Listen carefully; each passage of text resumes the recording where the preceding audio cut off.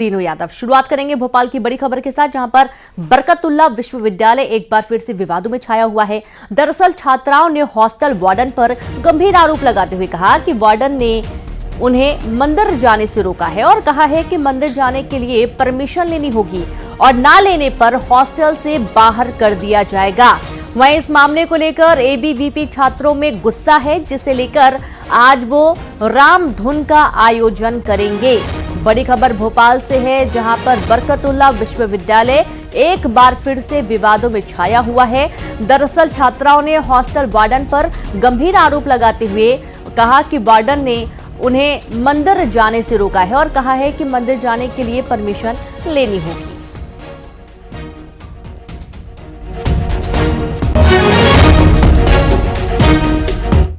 विश्वविद्यालय में वार्डन द्वारा छात्राओं को धमकाया जा रहा है। उनसे कहा जा रहा है यदि उन्हें मंदिर जाना है या सुंदरकांड में जाना है तो उन्हें चीफ वार्डन से लिखित परमिशन लेनी होगी। उसके पश्चात ही वो मंदिर या सुंदरकांड में जा सकेंगी। साथ ही उन्हें यह धमकाया जा रहा है कि यदि छात्राएं ऐसा नहीं करती हैं तो उनको छात्रावास से निकाल दिया जाएगा और उनको फेल करवा दिया जाएगा। साथ ही उनके घर में बात की जाएगी इस विषय में। इसके संदर्भ में विद्यार्थी परिषद रामधुन का आयोजन कर रही है बरकतुल्लाह विश्वविद्यालय के प्रशासनिक भवन में कल सोमवार के दिन दोपहर 1 बजे से।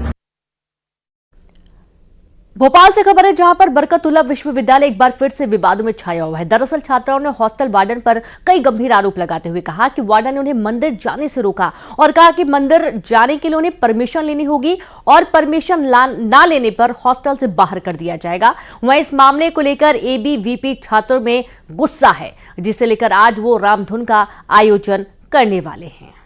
और चलिए इसे दूर करेंगे ज्यादा जानकारी के साथ संवाददाता वासु चौरे जुड़ गया। वासु, आप अगर मंदिर जाना है तो परमिशन लेना अनिवार्य होगा, वरना हॉस्टल से बाहर कर दिया जाएगा। ये कैसा फरमान है?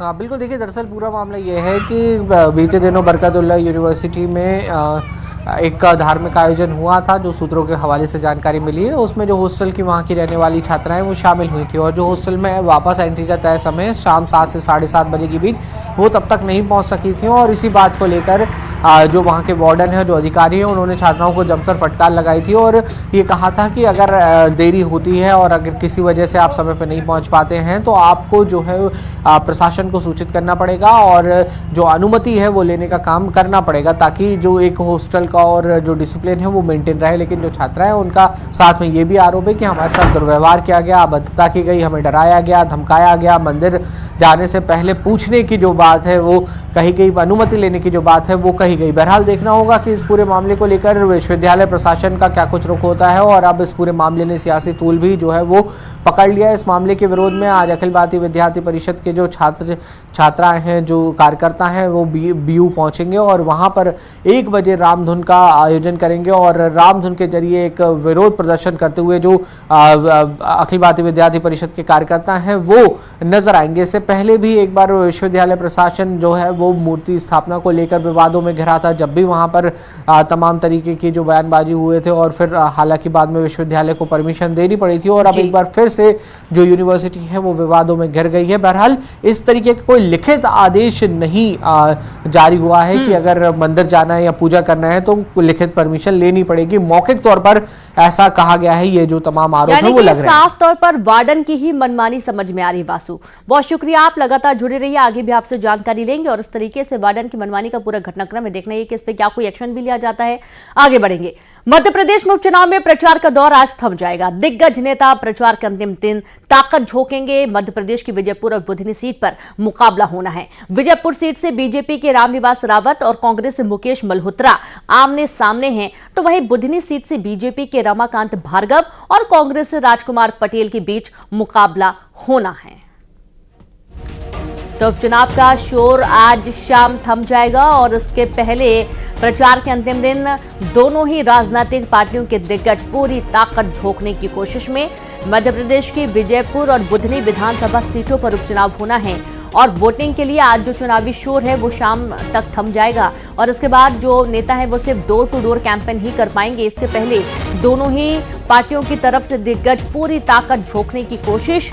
और जैसे कि आप सभी जानते हैं कि बुधनी तो बीजेपी का गढ़ रहा है और यहां पर जीत हासिल करने के लिए बीजेपी लगातार जद्दोजहद में जुटी हुई है, तो वहीं कांग्रेस की कोशिश है कि बीजेपी के गढ़ में सेंध लगाई जाए और उसके लिए तमाम जो स्टार प्रचारक हैं वो लगातार बुधनी और विजयपुर दोनों ही विधानसभा सीटों पर अपना तेजी से प्रचार प्रसार कर रहे हैं। और आप ये देखिए कि कैंपेन की जबरदस्त बीजेपी ने शुरुआत की थी, जहां पूर्व सीएम और केंद्रीय कृषि मंत्री शिवराज सिंह चौहान भी लगातार बुधनी पहुंचे थे, क्योंकि बुधनी में शिवराज सिंह चौहान का अच्छा खासा प्रभाव और आज भी प्रदेश की आधी जनता उनसे कनेक्ट है और लगातार शिवराज सिंह चौहान एमपी के दौरे पर बने रहे हैं। वहीं दूसरी तरफ मुख्यमंत्री डॉक्टर मोहन यादव का भी जो दौरा है वो लगातार होता रहा है। दिग्गज यहां पर पहुंचे हैं और बीजेपी की आगामी योजनाओं को लेकर और मौजूदा जो योजनाएं उसको लेकर जानकारी देते रहे। प्रचार का आज आखिरी दिन है और आज ताबड़तोड़ प्रचार प्रसार होने वाला है दोनों ही राजनीतिक पार्टियों की तरफ से। दूसरी तरफ आप देखिए, पहली बात तो एमपी में जहां बुधनी और विजयपुर सीटों के लिए जोरदार प्रचार प्रसार हो रहा है, तो वहीं आज रायपुर दक्षिण सीट के लिए मुख्यमंत्री विष्णुदेव साय एक जबरदस्त रोड शो भी कर सकते हैं, ऐसी जानकारी मिल रही है। प्रचार के आखिरी दिन शाम के पहले ये बड़ा रोड शो देखने को मिल सकता है रायपुर दक्षिण विधानसभा सीट के लिए, जहां पर सुनील सोनी के लिए प्रचार प्रसार करते मुख्यमंत्री विष्णुदेव साय नजर आने वाले हैं।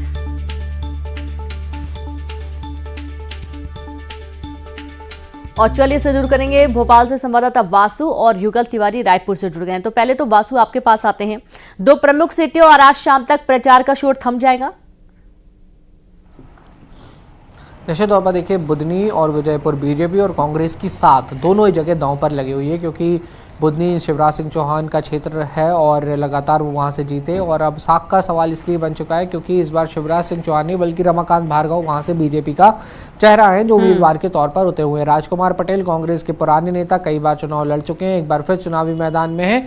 क्षेत्रीय सियासी और जातीय समीकरण साधने की कांग्रेस की उनके जरिए वहां पर कोशिश है। देखना होगा कांग्रेस कितना अच्छा कर पाती है। बीते 30 चुनावों में लगातार कांग्रेस को हार मिली है, 29 लोकसभा के और फिर एक अमरवाड़ा का उपचुनाव। दूसरी सीट पर आप आ जाइए, वो सीट है विजयपुर की। रामनिवास रावत कांग्रेस के कभी दिग्गज नेता हुआ करते थे, 6 बार के विधायक रहे, प्रदेश के कार्यकारी अध्यक्ष रहे, दिग्विजय सरकार में मंत्री रहे, लेकिन अभी जो लोकसभा के चुनाव हुए थे उनको कांग्रेस में ठीक नहीं लगा, दामन छोड़ गए, बीजेपी में शामिल हो गए।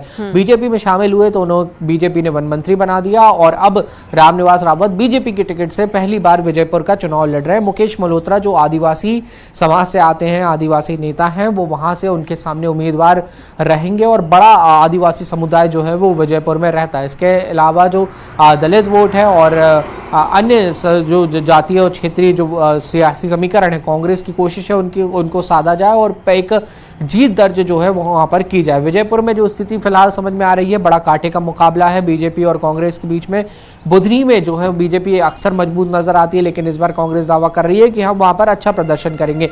दोनों ही चुनावों पर जो है पूरे देश भर की नजर है, क्योंकि केंद्रीय मंत्री शिवराज सिंह चौहान का क्षेत्र और मौजूदा वन मंत्री रामनिवास रावत जो है वो विजयपुर से चुनाव लड़ रहे हैं। बहरहाल देखना होगा कांग्रेस और बीजेपी की जो स्ट्रैटेजीज है वो कितनी कारगर साबित होती है। आज शाम को प्रचार का शोर थम जाएगा। जीतू पटवारी हो, शिवराज सिंह चौहान हो, मुख्यमंत्री मोहन यादव हो, वीडी शर्मा हो, सचिन पायलट तक आ गए थे राजस्थान से चुनाव करने। तो तमाम दिग्गज नेताओं ने ताकत झोंकी है।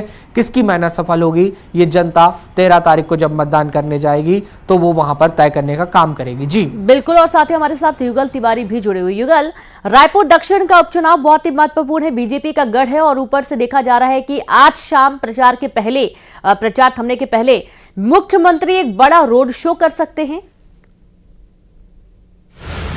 जी बिल्कुल, देखिए अलग अलग नेताओं को रायपुर दक्षिण के प्रदेश के एकमात्र जो उपचुनाव है उसमें जवाबदारी सौंपी गई है। बूथ स्तर तक के सभी जो मंत्री हैं, विधायक हैं, उन्हें अलग अलग जवाबदारी सौंपी गई है। लेकिन आज चुनाव प्रचार थमने से पहले बीजेपी अपनी पूरी ताकत है वो वहां पर झोंकने जा रही है और 2:50 पर मुख्यमंत्री विष्णुदेव साय का रोड शो वहां पर होगा और 5-5:30 बजे तक का ये पूरा जो कार्यक्रम है समापन होने तक का 5:30 बजे का जो वक्त है वो लग जाएगा। और रायपुर दक्षिण का एकमात्र ऐसा सीट है जो बीजेपी का गढ़ कहा जाता है और 8 बार से इससे बीजेपी की जो बड़ी जो अंतर से जो जीत है वो दर्ज होते आ रही है। इससे पहले बृजमोहन अग्रवाल प्रदेश में सबसे अधिक मतों से 67,000 मतों से वहीं से जीत दर्ज किए हैं। चूँकि बीजेपी इस सीट को आसान मान रही है, लेकिन बृजमोहन अग्रवाल के मैदान में नहीं होने से कांटे की टक्कर भी यहाँ पर बनी हुई है। कांग्रेस ने भी पूरा जो ताकत है वो इस उपचुनाव में झोंक दिया है। पूर्व मुख्यमंत्री जो भूपेश बघेल के साथ साथ कांग्रेस के कई पूर्व मंत्री हैं जिन्होंने जो चुनाव की कमान है वहां पर संभाल रखी है। हालांकि आज चुनाव का प्रचार प्रसार आज से थम जाएगा, लेकिन डोर टू डोर जो कैंपेनिंग है वो जो नेता हैं, जो प्रचारक हैं वो कर सकेंगे। और जिस तरह से रायपुर के एकमात्र सीट को लेकर के रीनू यहाँ पर जो ताकत झोंकी गई है, तो ये है आज प्रचार थमेगा, लेकिन आज रोड शो भी देखने को मिलेगा। जी बिल्कुल, बहुत शुक्रिया आप सभी का तमाम जानकारी साझा करने के लिए। तो रोड शो भी देखने को मिलेगा, प्रचार का शोर आज शाम थम जाएगा और उसके बाद सिर्फ डोर टू डोर कैंपेन ही हो पाएगा। अब आगे बढ़ेंगे, जहां प्रचार के रण में सीएम डॉक्टर मोहन यादव आज झारखंड में करेंगे चुनावी प्रचार। गढ़वा और चतरा में चुनावी प्रचार मुख्यमंत्री डॉक्टर मोहन यादव करने वाले हैं और आप देख रहे हैं कि लगातार जो स्टार प्रचारक की भूमिका निभाते हुए मोहन यादव नजर आते हैं और आज एक बार फिर से झारखंड में प्रचार के रण में नजर आने वाले हैं सीएम डॉक्टर मोहन यादव और यहां पर वे प्रचार प्रसार करेंगे। गढ़वा और चतरा में चुनावी प्रचार करने वाले हैं। जस्टिस संजीव खन्ना आज बनेंगे चीफ जस्टिस ऑफ इंडिया। जी हां, जस्टिस संजीव खन्ना आज सीजेआई पद की शपथ लेंगे। सुबह 10 बजे राष्ट्रपति भवन में शपथ ग्रहण समारोह होना है। बड़ी जानकारी आपको दे रहे हैं, जहां जस्टिस संजीव खन्ना आज चीफ जस्टिस ऑफ इंडिया बनने वाले हैं। जस्टिस संजीव खन्ना आज सीजेआई पद की शपथ लेने वाले हैं। सुबह 10 बजे राष्ट्रपति भवन में शपथ ग्रहण समारोह होने वाला है।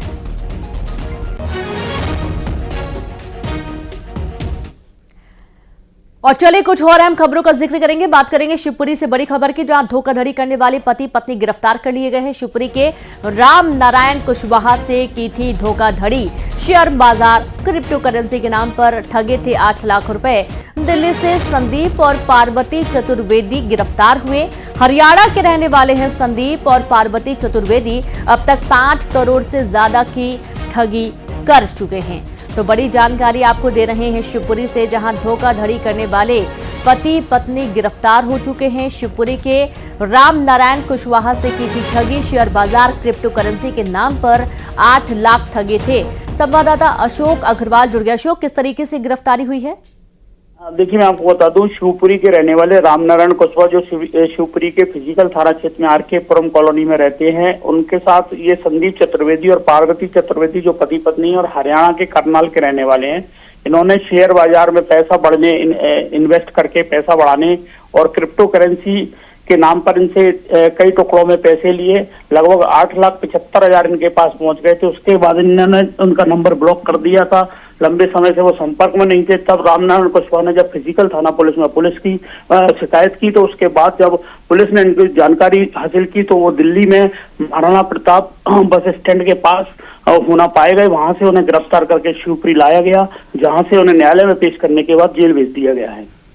बहुत शुक्रिया आपका शोक जानकारी के लिए। तो इन दोनों ही आरोपी जो पति पत्नी है, इन्हें गिरफ्तार कर लिया गया, जेल भेज दिया गया। धोखाधड़ी करने का आरोप लगा था और लगातार लोगों को ठगने का काम ये कर रहे थे।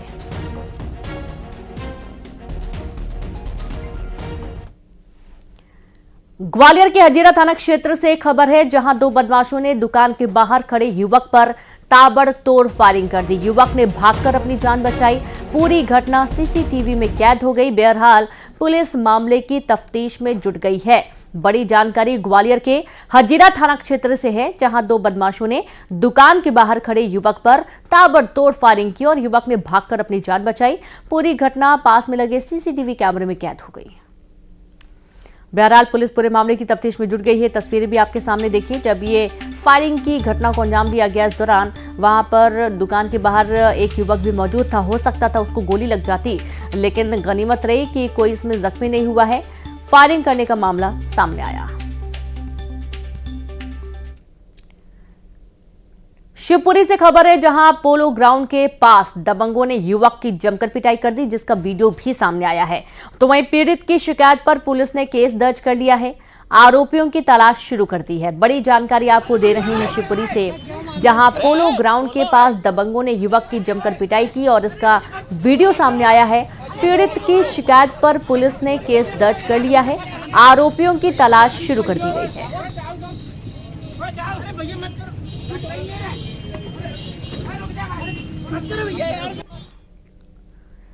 नोएडा में पहली मंजिल से एक बच्चा गिर गया, जिसकी लाइव तस्वीर सामने आई है। सीसीटीवी में दिख रहा है कि 3 साल का बच्चा बालकनी में खेल रहा था। खेलते खेलते वो ग्रिल पर चढ़ गया और फिर फिसलते ही जमीन पर आ गया। फिलहाल घायल बच्चे का अस्पताल में इलाज चल रहा है। ये पूरा मामला सेक्टर 122 के सनशाइन अपार्टमेंट के ब्लॉक 5 का बताया जा रहा है। बड़ी खबर, नोएडा में पहली मंजिल से एक बच्चा गिरा और इसकी लाइव तस्वीरें भी सामने आई हैं।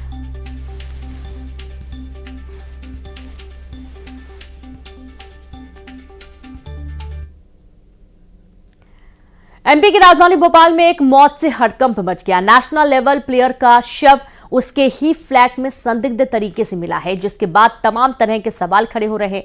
पुलिस ने मामले की जांच के बाद स्थिति साफ होने की बात कही है।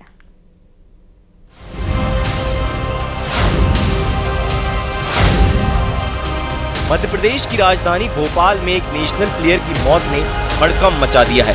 भोपाल के टीटी नगर में शॉटपुट प्लेयर अमित वर्मा का शव उनके फ्लैट में संदिग्ध अवस्था में मिला है। खिलाड़ी का शव जिस तरह उसके दोस्तों को उसके कमरे में मिला, उसको लेकर कई तरह के सवाल खड़े हो रहे हैं। लेकिन पूरे मामले में पुलिस ने पोस्टमार्टम रिपोर्ट में ही मौत के कारणों का खुलासा होने की बात कही है। अमित वर्मा नाम का लड़का है, ये उसकी उम्र करीब 20 साल है। ये लड़का शॉटपुट गोला फेंक की प्रैक्टिस है, जो उसका नेशनल प्लेयर था और अभी अपने टीटी नगर स्टेडियम में वर्तमान में प्रैक्टिस में था। तो ये जब उसने अपने घर का दरवाज़ा नहीं खोला और उसके दोस्तों ने फ़ोन लगाया तो उन्हें पता लगा कि वो अंदर से कोई रिस्पॉन्स नहीं मिल रहा। तो उसके बाद फिर वो वहाँ जाकर के उन्होंने 2-3-4 लोगों ने मिल करके वह दरवाजे को खोल करके और तोड़ करके देखा तो अंदर वो अपने सूटकेस के ऊपर रस्से करके ऐसे नीचे करके पड़ा हुआ था। उसको उन्होंने सीधा करके देखा तो वो मृत अवस्था था। इसकी सूचना उनके द्वारा जब दी गई थी तो उस पर तुरंत वो हम टाइम करके उसको व्यवस्था में लिया गया था और उसका पीएम के लिए उसके सामने।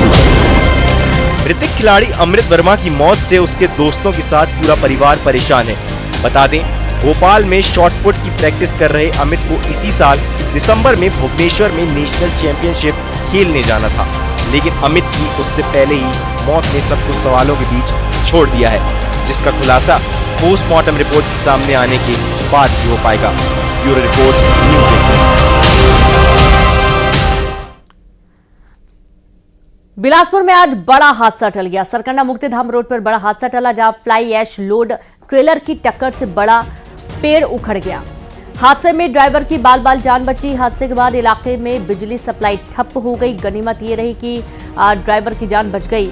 अब ये देखिए, तस्वीरें आपके सामने आ चुकी हैं जब ये बड़ा हादसा टला है बिलासपुर में, जब सरकंडा मुक्तिधाम रोड पर यह हादसा हुआ है। फ्लाई ऐश लोड ट्रेलर की टक्कर से एक बड़ा पेड़ उखड़कर हादसे में ट्रॉले के ऊपर जा गिरा और हादसे में ड्राइवर बाल बाल बचा, उसकी जान बच गई। हादसे के बाद इलाके में बिजली सप्लाई भी ठप्प हो गई।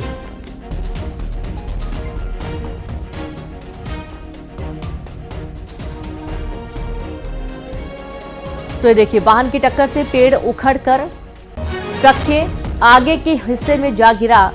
गनीमत ये रही कि ड्राइवर की जान सुरक्षित है।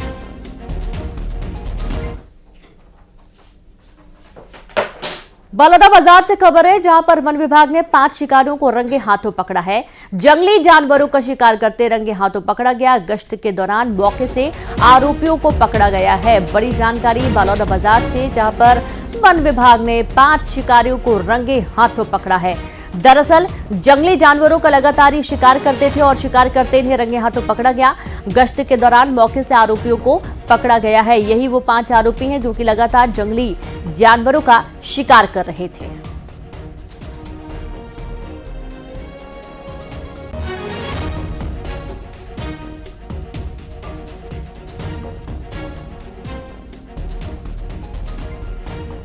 तो वन विभाग की टीम को एक बड़ी सफलता हाथ लगी है, जहां पर शिकार करने वाले जो 5 शिकारी हैं, इन्हें पुलिस ने गिरफ्तार कर लिया है और इनके पास से काफी सामान भी बरामद किया गया है। और गश्त के लिए निकली हुई थी टीम और इसी दौरान इन आरोपियों को शिकार करते हुए रंगे हाथों धर दबोचा गया।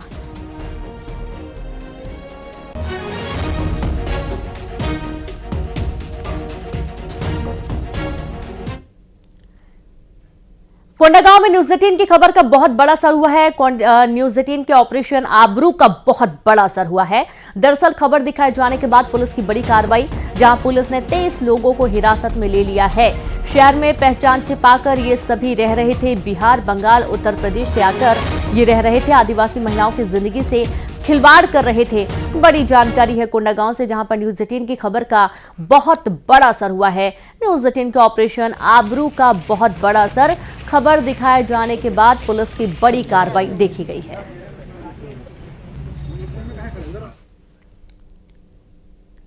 जम्मू कश्मीर के किश्तवाड़ में आतंकी हमले में सेना का एक जवान शहीद हो गया, जबकि 2 जवान गंभीर रूप से घायल हो गए। बताया गया कि इलाके में आतंकियों की तलाश में सुरक्षा बल के जवान सर्च ऑपरेशन चला रहे थे, तभी केशवन के जंगल में छिपे आतंकियों ने सुरक्षा बल के जवानों पर फायरिंग शुरू कर दी, जिसमें 3 जवान गोली लगने से घायल हो गए।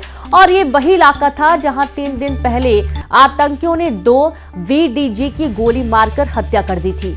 इलाके में 3 से 4 आतंकियों के छिपे होने की खबर पर सेना का सर्च ऑपरेशन जारी है।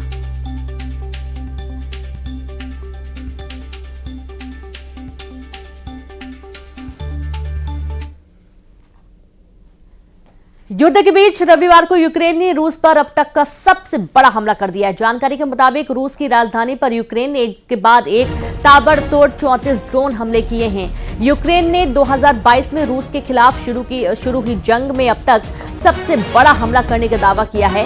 यूक्रेन के ड्रोन हमलों की वजह से रूस को अपने 3 प्रमुख एयरपोर्ट से उड़ानों को डाइवर्ट करना पड़ा और इस बीच रूस ने पश्चिमी इलाके में 36 अन्य ड्रोन हमलों को तबाह करने का दावा किया है। तो युद्ध के बीच रविवार को यूक्रेन ने रूस पर अब तक का सबसे बड़ा हमला कर दिया है। जानकारी के मुताबिक रूस की राजधानी पर यूक्रेन ने एक के बाद एक ताबड़तोड़ 34 ड्रोन हमले किए हैं। यूक्रेन ने 2022 में रूस के खिलाफ शुरू हुई जंग में अब तक का सबसे बड़ा हमला करने का दावा किया है। यूक्रेन के ड्रोन हमलों की वजह से रूस को अपने 3 प्रमुख एयरपोर्ट से उड़ानों को डाइवर्ट करना पड़ा और इस बीच रूस ने पश्चिमी इलाके में 36 अन्य ड्रोन हमलों को तबाह करने का दावा किया है।